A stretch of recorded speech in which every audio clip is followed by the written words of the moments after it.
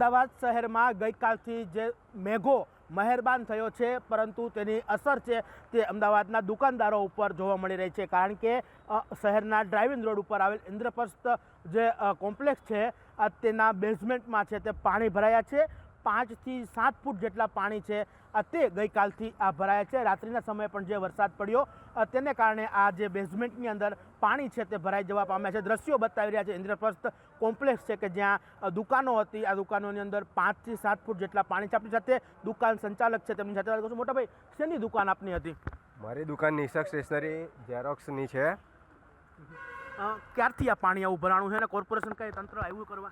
ના, કાલ સાંજના 7-8 વાગ્યાથી આ પાણી ભરાયેલું છે. હજુ સુધી તંત્રમાંથી કોઈ પણ આવેલું છે નહીં. કેટલું નુકસાની અંદર? કારણ કે અંદર પાણી 5-5 ફૂટ જેટલા હશે. પાણી 5 ફૂટ નહીં, 7 થી 7 ફૂટ જેવા હશે. અને કાલે રાતે તો 9 ફૂટ જેટલા પાણી ભરાયેલા હતા. આ ફ્લોર કંઈ દેખાતું નહોતું.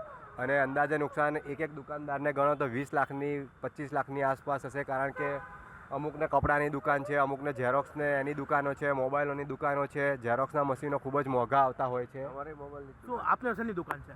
મોબાઈલની જ દુકાન છે અમારે. કેટલું નુકસાની અત્યારે? નુકસાન તો હવે દુકાન ખોલી ત્યારે બધો માલ ગયો. દુકાનમાં જવાય એવી સ્થિતિ? એ સ્થિતિ નથી. કોર્પોરેશનમાં ફરિયાદ કરી આપે તો ત્યાંથી કોઈ કમ્પ્લેન્ટ લખાવી? કોઈ નથી આવ્યું. ક્યારે કમ્પ્લેન્ટ લખાવી આપે? 2-3 વાર કાલે ફોન કર્યા પણ કોઈ આવ્યું નથી. સાહેબ, આપને શેની દુકાન આવી? સાહેબ, ઝેરોક્સની સોસાયટી સ્ટેશનરી અને ઝેરોક્સની દુકાન છે, પણ બધું બરબાદ થઈ ગયું છે. કાંઈ બચે એવું નથી લાગતું. કારણ કે બધું તમામ ઇલેક્ટ્રોનિક સામાનના લીધે બધું સમાપ્ત છે. કેટલું